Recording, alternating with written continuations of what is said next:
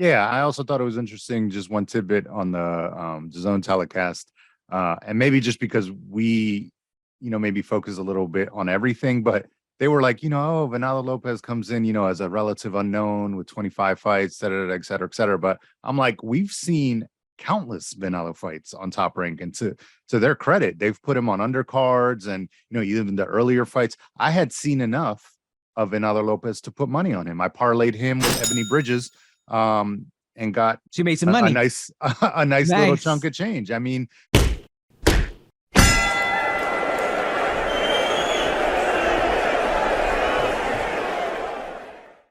all right. Welcome back to the RBR Recap. Excited to be back. I'm Alex Burgos, joined as always by my man, Gabe Rivas, here for episode 32. Gabe, I got to kick it to you. How are you, sir? We back. I'm doing well. It's been a while. I'm excited to be back.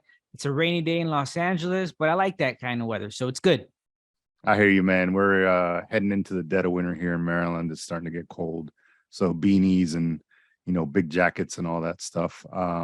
Definitely been keeping up with everything. We just haven't gotten around. Life gets in the way sometimes, so haven't gotten around to getting back on the podcast. But excited to be back.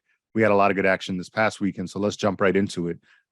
We'll start things off with the UK card, Matchroom Boxing, featuring Josh Warrington defending his IBF title on his second go-around now as a champ, against Luis Alberto Lopez, El Venado, a guy that I really like, and we've spoken about here on the podcast that we wanted to see him get his opportunity for a title, and it was a good fight. It was really good. It was, I thought, a tale of two fights in which Lopez started fast. He kind of got those maybe first 5 or 6 rounds, give or take, under his belt. And then Warrington, came on a little bit more. I thought the 115, 113, or even a draw 114, 114 was fair. It was that type of fight. So those scores were pretty good because the scores ended up being exactly that. Scores were 114, 114, and then 115, 113 twice for Lopez, which a little bit, I'm surprised that he got it because he's going to enemy territory. He's going to Warrington's hometown. And so I think Tony Bellew was mentioning this a few times, you could see kind of a close fight for either guy or a draw, but no gripes about Lopez winning. I thought, Lopez did win it, a close decision. Kudos to him. Kudos to going over into any enemy territory. Like I said, winning the title. And there's a lot of good options at that weight class. I think this whole year, this might be one of the weight classes where we've talked about the most, the featherweights. And now it's cool to see another guy kind of in the fray, in the mix as champ. Warrington, by all means, is still in that mix. Lee Wood, guys like this will still be big fights for him domestically. And then, Wood's got options coming to the U.S. Warrington does as well. Lopez may be coming back. He's been featured on a lot of top rank stuff. So there's just a lot of good options. I'm sure you'll have something to mention with the matchups as well. But what were your thoughts on the fight and just kind of what's next for each guy?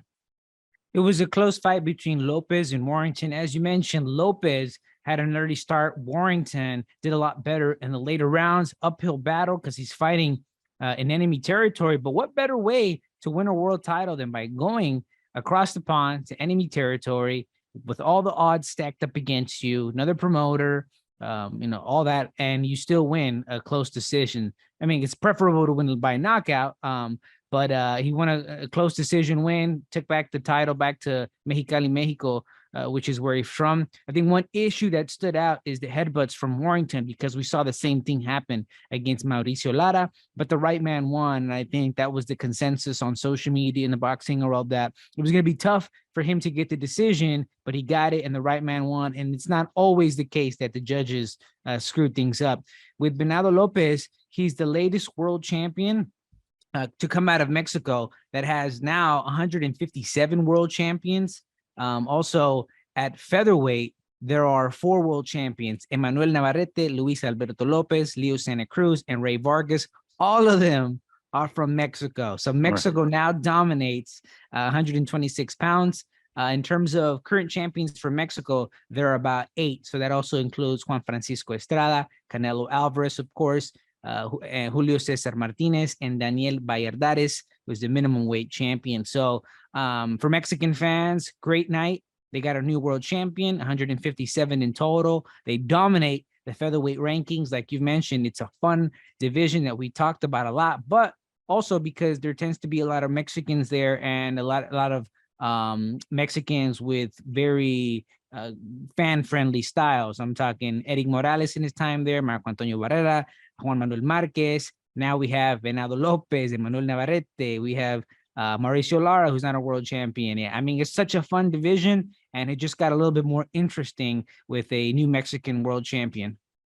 Yeah, I also thought it was interesting. Just one tidbit on the DAZN telecast, and maybe just because we, maybe focus a little bit on everything, but they were like, oh, Venado Lopez comes in, as a relative unknown with 25 fights, et cetera, et cetera. But I'm like, we've seen countless Venado fights on Top Rank, and to their credit, they've put him on undercards, and even the earlier fights, I had seen enough of Venado Lopez to put money on him. I parlayed him with Ebony Bridges, and got she made some money, a nice little chunk of change. I mean, just it wasn't out of the realm of possibility that he would knock out Warrington, is what I thought. And it's funny because on the flip side, all the predictions pre-fight, obviously they were, going for their man. They were obviously rooting for England in the World Cup, and they were like, oh, we were disappointed by England. Hopefully Warrington can then get it done for us today. So they were very, pro Warrington on the telecast, which is fine. Salt and lime on the wounds. You know what I mean? With the loss. Oh yeah. It was a bad day for them. For as good as it was for Mexico, like you were mentioning, it was bad for England. But I thought it was interesting that they maybe got farther in the World Cup, though. Yeah. Hey, at the end of the day, if you don't win it all, though, everyone's going home the same way. Right. But no, I just thought it was interesting that either, maybe they're not paying attention or what the case is. But I thought we had seen enough of Lopez. The Gabe Flores fight was a good example. I mean, we knew what he had, and we knew what he brought to the table. And I don't think that he should by any means be, a surprise champion or anything like that. I think he's able to contend with any of those names that you mentioned. I mean, the Lara fight would be exciting for me to watch him. But again, now we're talking about cross promotional stuff because he's with Top Rank. Is that correct? He's long-term with Top Rank? Yeah, it looks like Venado is with Top Rank along with Emmanuel Navarrete. So there's two champions with Top Rank. Ray Vargas and Leo Santa Cruz are with PBC. So, I mean, within their respective promotional entities, they can make champions. Probably be hard to be. But Navarrete's got the Valdez fight coming, right?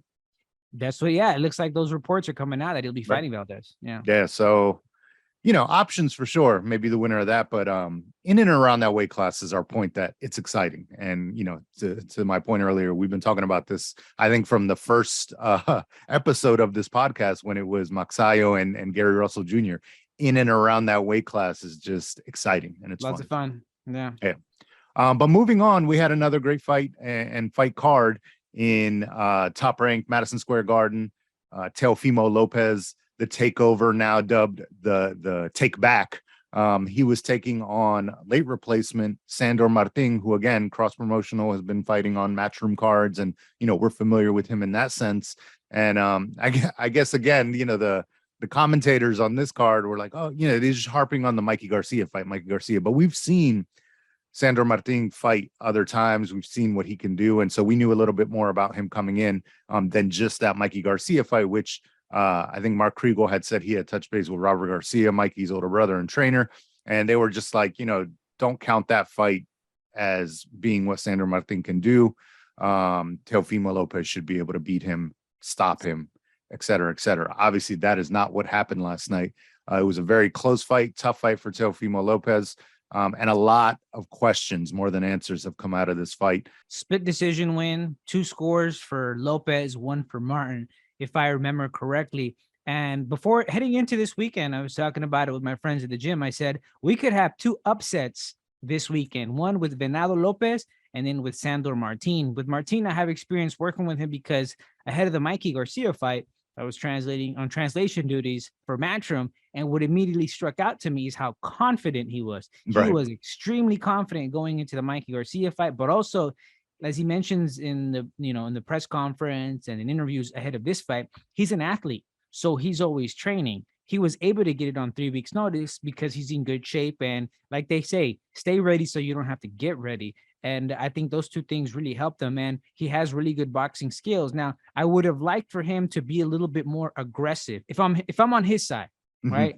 I'm not on either side, but if I'm on his side, it'd be better to be a little bit more aggressive to secure some rounds and win. We saw the same thing happen with Samuel Carmona in the fight against Julio Cesar Martinez. You're moving around a lot and you're not throwing as much offense. Now, if you're in enemy territory and you know you don't have knockout power, you got to do something to convince the judges that you deserve the win. So, I mean, he can say that it's a robbery, but I also think he needed to do enough to make it convincing for those judges. But I think the real story is, where do we place Teofimo Lopez after this performance? This is a guy who he's supposed to, knock out because he's young, he's strong, he has all this athletic prowess. He's supposed to be able to do this. So where does he stand now at 140 pounds? That's for me, the thing that stands out from this performance. Yeah, and just to tie that decision up, it was a split decision, 95-94 for Martin, and then 96-93 and 97-92 for Teofimo Lopez. I think you hit the nail on the head. I agree with Martin dictating the fight, being more slick.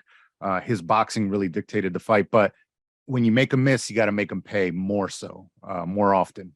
And I thought, he made a miss. And, we saw, and we were talking about off camera, the technical flaws of Teofimo Lopez, him getting by so many times against the Mason Menards of the world off of athleticism, speed, not so much the technical stuff. And, you think against guys like Devin Haney, Shakur Stevenson, they download the data. They're able to make adjustments throughout the fight. You just don't see that stuff with Teofimo Lopez, and it may be psyche, it may be a little bit of the coaching, which I think it is with his father, just not being able to level up in terms of boxing IQ and ability. Now, can he do it? Yeah, maybe if he's young enough, obviously, and he can start to, train with someone else. Maybe he can start doing different things, especially if you're coached along in a fight and say, hey, you're getting hit with that check right hook, or, hey, you need to do this. Don't come in with your lead left down every time. Things that he just kept on walking into last night, which is, how Martin was gaining those points. And even if they weren't blistering shots, he did knock him down officially once and could have been twice, right. Off those same shots. And so I agree with you also with Martin's personality. I thought I saw a lot more of that pre-fight, but also post-fight in the interviews. And, like he said, he's a showman, talking about Teofimo. I'm a boxer. And to your point, stay ready so you don't have to get ready. He had been ready, late notice, not a problem. He stays in the gym, he stays working, and it showed. He's ready for more opportunities. And I think we've sprinkled his name in some of these conversations over time, but I think he did himself a lot of favors last night. So he'll kind of be bumped up into that maybe top 10, top 15 conversation. But looking at Teofimo at 140, and they posted the list. I can rattle some of these names off. I'd like to ask you. I mean, Regis Prograis. Yeah, Josh Taylor, who Teofimo was gonna call out if he had, this highlight reel knockout. Jack Catterall, Josh Taylor, Regis Prograis, Jose Ramirez, Ryan Garcia, Arnold Barboza, Jose Cepeda, Matias Pedraza, who he was supposed to fight last night. And the fight was an eliminator bout. So the winner is supposed to fight Regis Prograis. That's a tough fight. Arnold Barboza, that's a tough fight. Josh Taylor against everyone. And I think, I don't know if it was Timothy Bradley or Andre Ward that made an interesting point after, I think it was Jared Anderson's performance. They said, look, the mistakes he made and where he is, he's aware of what he needs to do. Because Jared Anderson afterward, he's like, it shouldn't have to take me to get hit in order to turn it up and land punches. But there's a level of self-awareness that as an analyst, like Tim, I can't remember if it was Tim or Andre, noticed. It's like, oh, okay, that's what you want to see. There's a level of awareness of where you are and what you need to do. Unfortunately, with Teofimo Lopez, I'm not sure that that's there. When you suffer a loss, you can't say, oh, it was because, the scorecards were bad or because he danced around. There's a level of responsibility that you have to take where you say, all right, you know what? These are the things I could have done better. This is what I could have improved on. And I think one of the most important things he could have improved on is the defense and the technique. As you mentioned, there are a lot of things that I think he could have done to prevent Sandor Martin from boxing him so easily, like using proper footwork. There wasn't that much of a jab. Timothy Bradley also made note of the lack of jab from Teofimo Lopez. Yeah, he said he doesn't have a jab. Yeah. And then also, throwing right hands to the body at an angle when you're fighting a southpaw. things like that. And so, Teofimo Lopez has to really sit down and think about all the improvements that he needs to make in order to really stand out at 140 pounds. And also, I was forgetting what I was going to say. Also, if you get caught with the right hook and you get dropped with it in the first or second round, start keeping this hand up when you throw the left hand, when you throw the right hand. Every time you throw your right hand, you're supposed to just make sure you don't get caught with that kind of right hook. But he got caught with it again, and you could say he was dropped in the later round. Sandor Martin claims that it should have been a knockdown. It wasn't ruled a knockdown. But again, that part of you that says, "Oh, I got hit with this shot," try to avoid it. The adjustments that we see great fighters do. Yeah, and I think there was one time I noticed, I think in the final round, where he did actually come in the same way he had been coming in all night, but had the guard up, and he was able to kind of roll with the punch and then counter off of it. So it's like, if you would have done a little bit more of that, maybe you would have had more success in landing your own punches, instead of those, lunging, looping punches, lead left uppercuts, or, wild left hooks.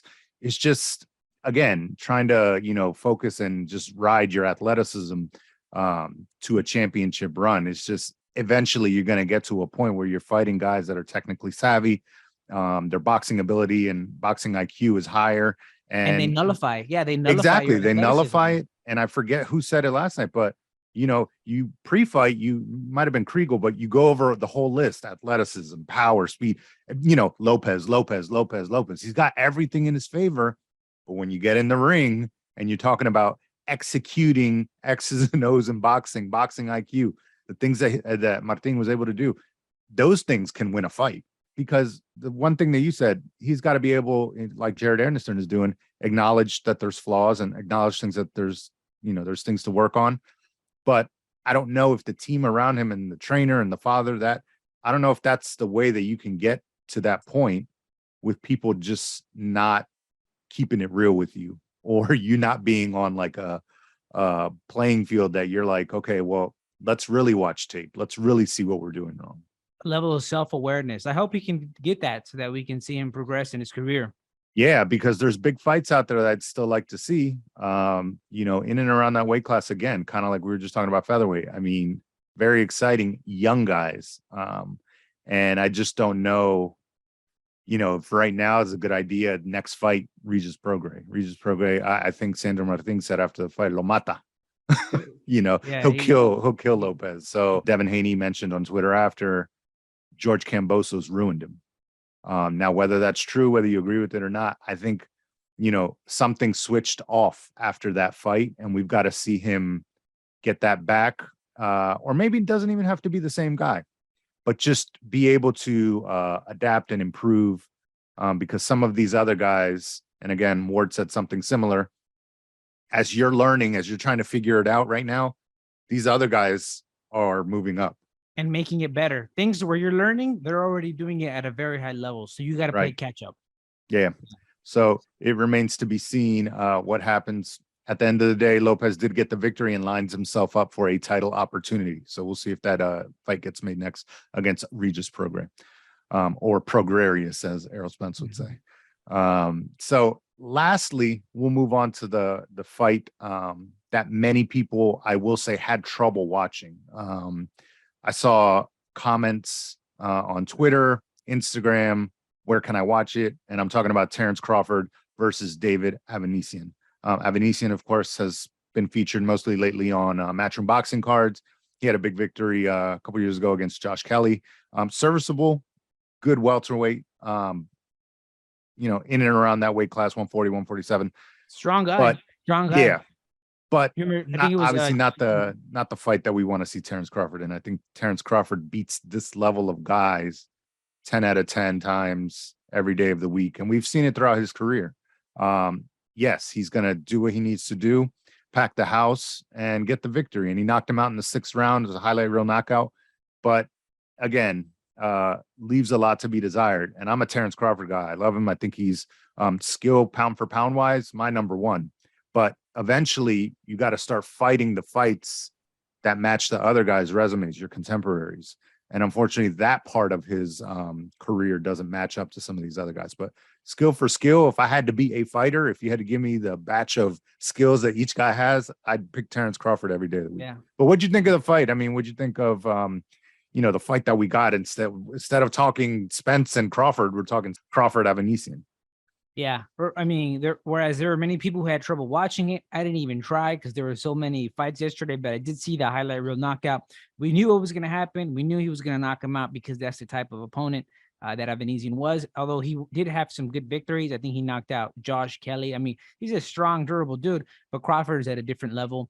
And so, yeah, I mean, we knew it was going to happen. No surprises there. We all know that this should lead to the fight against Errol Spence Jr., which is a very important fight to make in boxing. Would be a damn shame if it didn't happen within the next year, because these guys are in their 30s, Sugar Ray Leonard and Roberto Duran, I think they're in their mid-20s when they first fought. It's inexcusable for this fight to be such an important bout in boxing for it to take place when they're in their mid-30s. That's a different culture in boxing right now, where you wait until later in your career so you can squeeze as much juice from the lemon, right, and make as much money as possible. I'm all for that and for supporting the fighters, but at the same time, you got to find a middle ground where you guys can fight each other in your prime and in a way that's soon enough for boxing fans to be happy and continue being invested in the sport.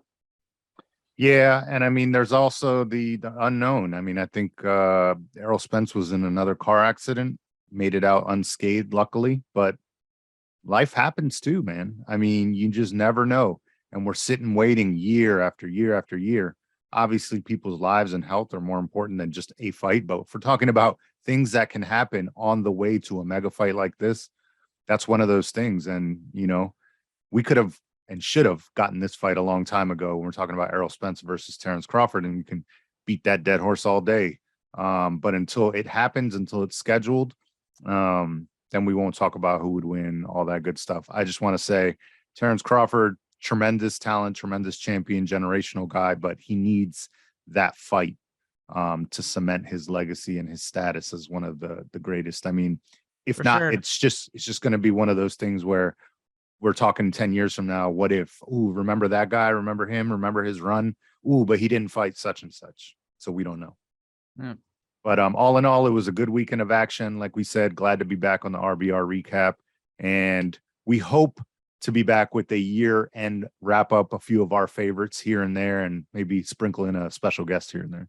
No promises to our listeners. We hope to be back soon. Right, for sure. All right, until then, peace.